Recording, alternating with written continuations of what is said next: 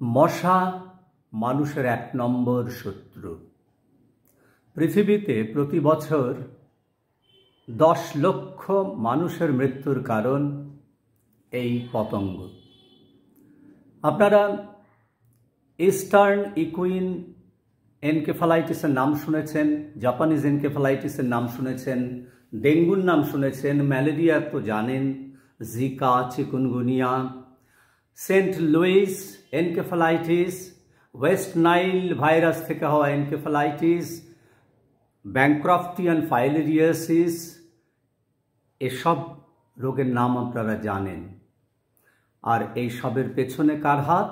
মশা। আর এই মশা নিয়েই আমার ভাবনা, মশা নিয়ে আমার পড়াশোনা, মশা নিয়েই আমার লেখালেখি, মশা নিয়ে আমার ভিডিও তৈরি করে মানুষকে সজাগ করার উদ্যোগ ইত্যাদি ইত্যাদি। কিন্তু মজার বিষয় কি জানেন?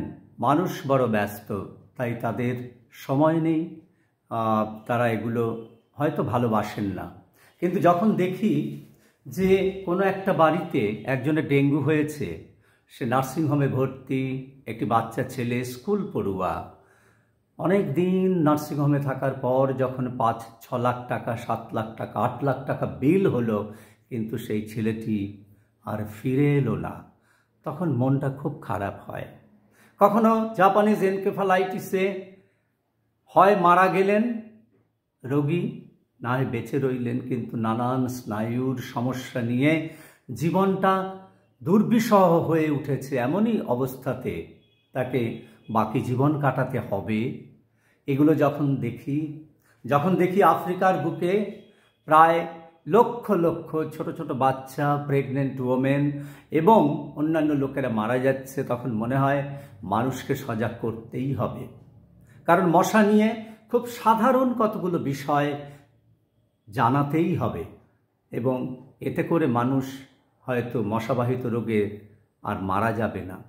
এই চিন্তাভাবনা থেকে লেখালেখি করেছি, প্রচুর বইও বার করলাম। তারপর ফেসবুক খুলেছি। ফেসবুক অনেকে লাইক করেন, অনেকে করেন না, অনেকে দেখেন, অনেকে দেখেন না। এবার সম্প্রতি একটা ইউটিউব চ্যানেল খুলেছি, তার নাম দিয়েছি মশাবাবুর ঝুলি।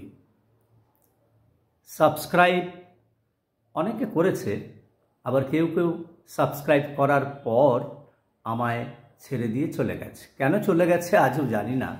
হয়তো তাদের মনে হতে পারে যে এই মানুষটা ইউটিউব চ্যানেল খুলেছে পয়সার জন্যে, কিন্তু সবটাই পয়সা দিয়ে নয়। সাবস্ক্রাইব, তাই সবার কাছে আমার একটা অনুরোধ, সাবস্ক্রাইব করতে হবে না, লাইক করতে হবে না। আমার এই ভিডিওগুলো আপনারা একটু দেখবেন, দেখে যদি মনে হয় যে না এই টেকো লোকটা 2-4টে ভালো ভালো কথা বলছে, সত্যি সত্যি ভালো ভালো কথা বলছে এবং মানুষের কাজে লাগতে পারে এবং খুব সহজ কথা বলছে, তাহলে সেই উপদেশগুলো আপনারা নিজেরা মেনে চলুন। আপনার আত্মীয় পরিজনদের বলুন সেগুলো মানতে। ওর ঘাড়ে দোষ চাপানোর দিন কিন্তু আর নেই। আগামী দিন ভয়ঙ্কর দিন। বিশ্ব উষ্ণায়নের ফলে পরিবেশের খামখেয়ালিপনা, আবহাওয়ার খামখেয়ালিপনা, মশা কিন্তু ভয়ঙ্কর হয়ে উঠছে।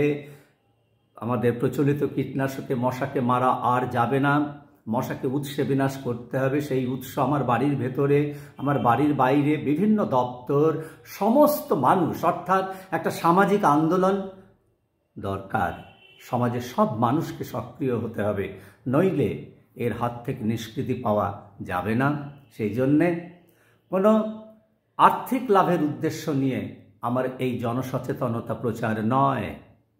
আমি চাইছি আমি যখন পৃথিবী ছেড়ে চলে যাব, তখন যেন আমি জেনে যেতে পারি যে ম্যালেরিয়া, ডেঙ্গু এসব অসুখ বিসুখগুলোতে আমাদের ভারতের মানুষ আর মারা যাচ্ছে না। তাহলেই আমার আনন্দ হবে এবং আমার পরিশ্রম সত্যি সত্যি সফল হবে। সবাই ভালো থাকবেন। নমস্কার।